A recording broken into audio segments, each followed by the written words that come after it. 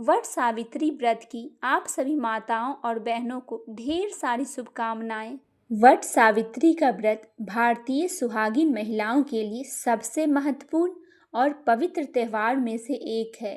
यह व्रत पति की लंबी आयु, स्वास्थ्य और समृद्धि के लिए रखा जाता है। यह दिन सती सावित्री की अटूट भक्ति का प्रतीक है, जिन्होंने अपनी दृढ़ता और बुद्धिमत्ता से मृत्यु के देवता यमराज से अपने पति सत्यवान के प्राण वापस लाए थे। इस पर्व में वट वृक्ष यानी कि बरगद की पेड़ की पूजा की जाती है, जिसमें त्रिदेव ब्रह्मा, विष्णु और महेश का वास माना जाता है। भारत में इसे 2 बार मनाया जाता है। वट सावित्री व्रत अमावस्या पर उत्तर भारत में और वट सावित्री व्रत पूर्णिमा में महाराष्ट्र और दक्षिण भारत में मनाया जाता है। यह त्योहार ज्येष्ठ माह की अमावस्या और पूर्णिमा को मनाया जाता है। वट सावित्री का व्रत अमावस्या का उत्तर भारत में यूपी, बिहार, पंजाब, दिल्ली में किया जाता है और वट सावित्री का व्रत पूर्णिमा की महाराष्ट्र, गुजरात और दक्षिण भारत में प्रचलित है। आइए जानते हैं वट सावित्री अमावस्या की कब है। इस साल 2026 में वट सावित्री का व्रत अमावस्या की उत्तर भारत में दिन शनिवार को 16 मई को मनाया जाएगा।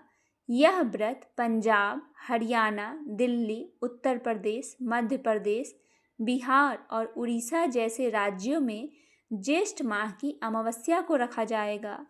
महाराष्ट्र, गुजरात और दक्षिण भारत में वट सावित्री पूर्णिमा व्रत ज्येष्ठ माह के शुक्ल पक्ष की पूर्णिमा की वट सावित्री व्रत 29 जून दिन सोमवार को मनाई जाएगी। आइए अब जानते हैं वट सावित्री व्रत की पूजा विधि और पूजा में लगने वाली सामग्री।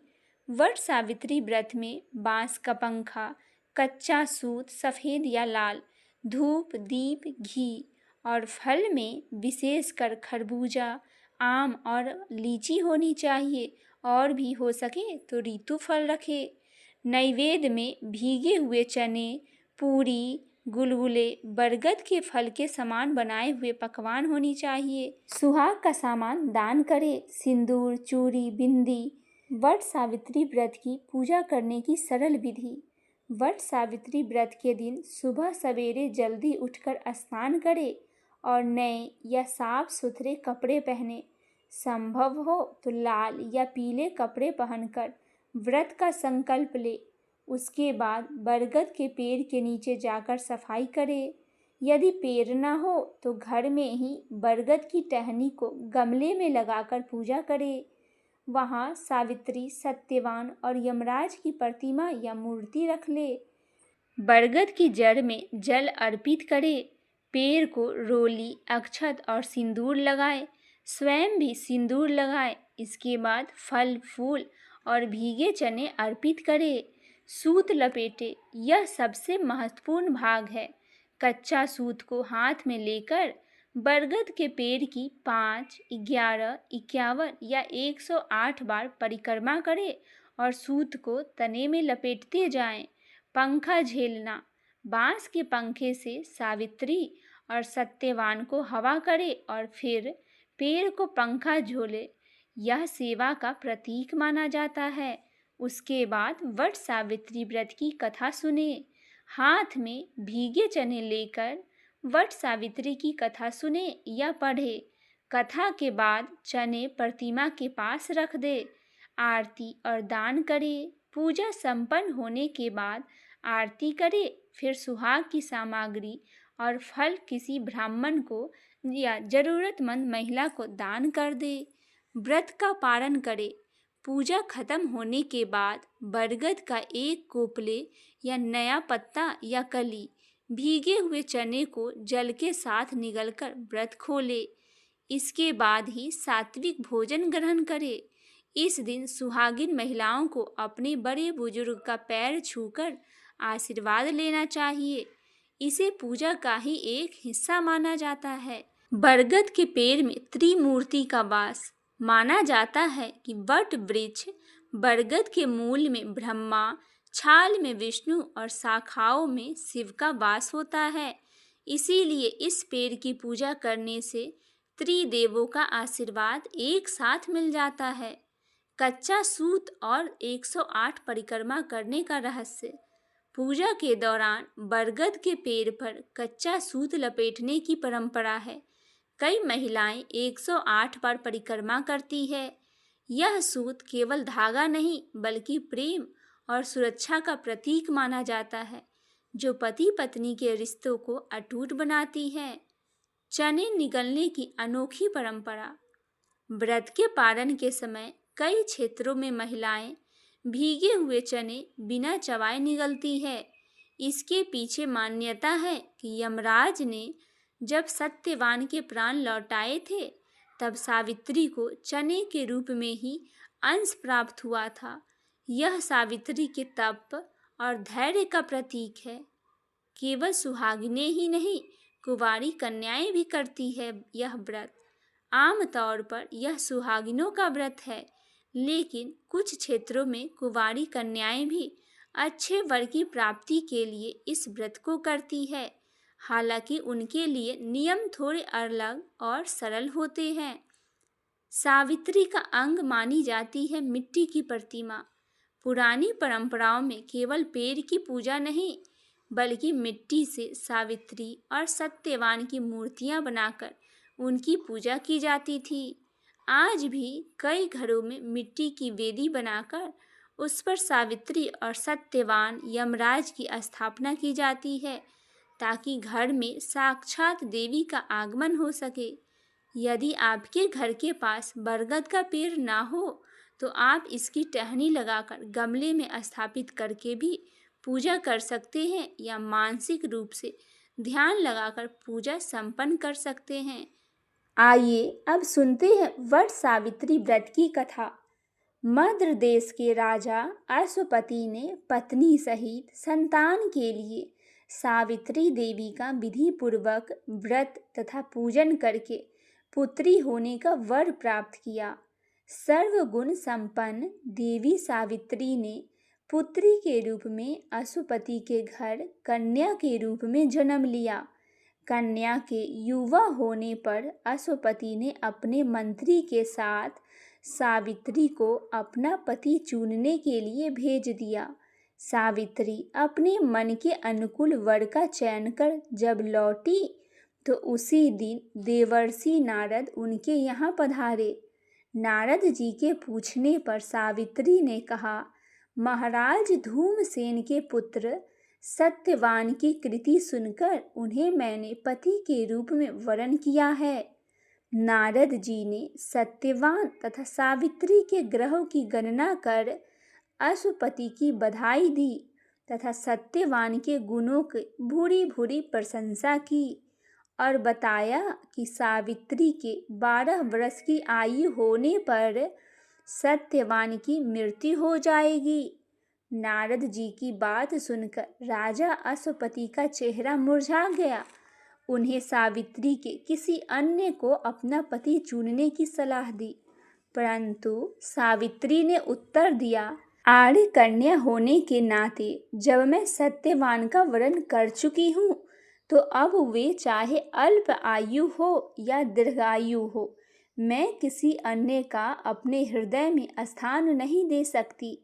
सावित्री ने नारद जी से सत्यवान की मृत्यु का समय ज्ञात कर लिया। दोनों का विवाह हो गया। सावित्री अपने ससुर परिवार के साथ जंगल में रहने लगी। नारद जी द्वारा बताए हुए दिन से 3 दिन पूर्व से ही सावित्री ने उपवास शुरू कर दिया।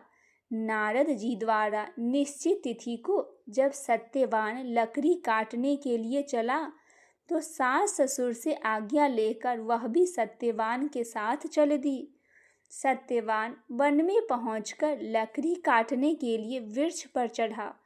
वृक्ष पर चढ़ने के बाद उसके सिर में भयंकर पीड़ा होने लगी। वह नीचे उतरा। सावित्री ने उसे वट वृक्ष के पेड़ के नीचे लिटाकर उसका सिर अपने जांघ पर रख लिया। देखते ही देखते यमराज ने ब्रह्म विधान के रूप में रेखा सावित्री के सामने स्पष्ट की और सत्यवान के प्राण को लेकर चल दिए। कहीं कहीं ऐसा भी उल्लेख मिलता है कि वट वृक्ष के नीचे लेटे हुए सत्यवान को सर्प ने डस लिया था। सावित्री सत्यवान को वट वृक्ष के नीचे ही लिटाकर यमराज के पीछे पीछे चल दी। पीछे पीछे सावित्री को आता हुआ देख यमराज ने उसे आदेश दिया, तुम लौट जाओ। इस पर वह बोली, महाराज, जहाँ पति वहीं पत्नी होती है, यही धर्म और यही मर्यादा है। सावित्री की धर्मनिष्ठा से प्रसन्न होकर यमराज बोले, पति के प्राणों के अतिरिक्त कुछ भी मांग लो। सावित्री ने यमराज से सास ससुर की आंख की ज्योति और दीर्घायु मांगी। यमराज ने तथास्तु कहकर आगे बढ़ गए। सावित्री भी यमराज के पीछे पीछे चलती रही। यमराज ने अपने पीछे आते सावित्री से वापस लौट जाने को कहा तो सावित्री बोली, पति के बिना नारी का जीवन व्यर्थ है। यमराज ने सावित्री के पति व्रत धर्म से खुश होकर पुनः वरदान मांगने को कहा। इस बार उसने अपने सास ससुर को राज्य वापस दिलाने की प्रार्थना की। तब यमराज ने तथास्तु कहकर यमराज आगे चलने लगे। सावित्री अब भी यमराज के पीछे पीछे चल रही थी। इस बार सावित्री ने यमराज से 100 पुत्रों की मां बनने का वरदान मांगा। तथास्तु कहकर जब यमराज आगे बढ़े तो सावित्री बोली, आपने मुझे 100 पुत्रों का वरदान दिया है, पर पति के बिना मैं मां किस प्रकार बन सकती हूँ। अपना यह तीसरा वरदान पूरा कीजिए। सावित्री की धर्मनिष्ठा, ज्ञान, विवेक तथा पतिव्रत धर्म की बात जानकर यमराज ने सत्यवान के प्राण को अपने वश से स्तवन कर दिया। सावित्री सत्यवान के प्राण को लेकर वट वृक्ष के नीचे पहुंची, जहां सत्यवान का मृत शरीर रखा था। सावित्री ने वट वृक्ष की परिक्रमा की तो सत्यवान जीवित हो उठे। गाजे बाजे के साथ वट वृक्ष की पूजा की। पत्तों के गहने बनाकर पहने तो वो हीरे मोती की हो गई। घर वापस लौटे तो देखा सास ससुर की आंख की रोशनी वापस आ गई थी और राजपाट भी उन्हें वापस मिल गया था। सावित्री के 100 पुत्र हुए। सत्यवान को राजगद्दी मिली। चारों तरफ सावित्री के व्रत की चर्चा होने लगी। हे वटवृक्ष, जैसा सावित्री को सुहाग और वैभव दिया, वैसा ही हमें भी देना। कहानी कहने वाले और सुनने वाले को भी देना। बोली सावित्री माता की जय हो। महादेव संग माता पार्वती की जय हो। आइए सुनते हैं वट सावित्री की एक और कथा, महालक्ष्मी और सत्यभामा की पतिव्रता की कथा। एक बार द्वारिका में श्री कृष्ण की पत्नी सत्यभामा को अपने रूप, ऐश्वर्य और श्री कृष्ण के प्रेम पर बहुत घमंड हो गया। तब माता पार्वती और देवर्षि नारद ने सत्यभामा का यह अहंकार तोड़ने की योजना बनाई। नारद जी ने माता सत्यभामा को उकसाते हुए बताया कि स्वर्ग लोक में देवी लक्ष्मी से भी श्रेष्ठ एक अन्य पतिव्रता स्त्री है जो धरती पर रहती है। यह सुनकर सत्यभामा को बहुत ईर्ष्या हुई और उन्होंने देवी लक्ष्मी को चुनौती देने के लिए श्री कृष्ण के साथ उस स्त्री के घर जाने का निश्चय किया। वे दोनों पृथ्वी पर महर्षि अन्नी और उनकी पत्नी सती अनसुईया के आश्रम में पहुँचे। सती अनसुईया अपने पतिव्रता धर्म और तपस्या के लिए प्रसिद्ध थी। सत्यभामा और श्री कृष्ण ने उन्हें बहुत सारे दिव्य और कीमती उपहार दिया, लेकिन सती अनसुईया ने बहुत विनम्रता से उन संसारिक उपहारों को अस्वीकार कर दिया और कहा उन्हें किसी भौतिक वस्तु की चाह नहीं है। उनका सबसे बड़ा धन उनका पतिव्रता धर्म है। इसके बाद सती अनसुईया ने सत्यभामा के अहंकार को शांत करने के लिए उन्हें अपने पतिव्रता की शक्ति का एक छोटा सा उदाहरण दिखाया।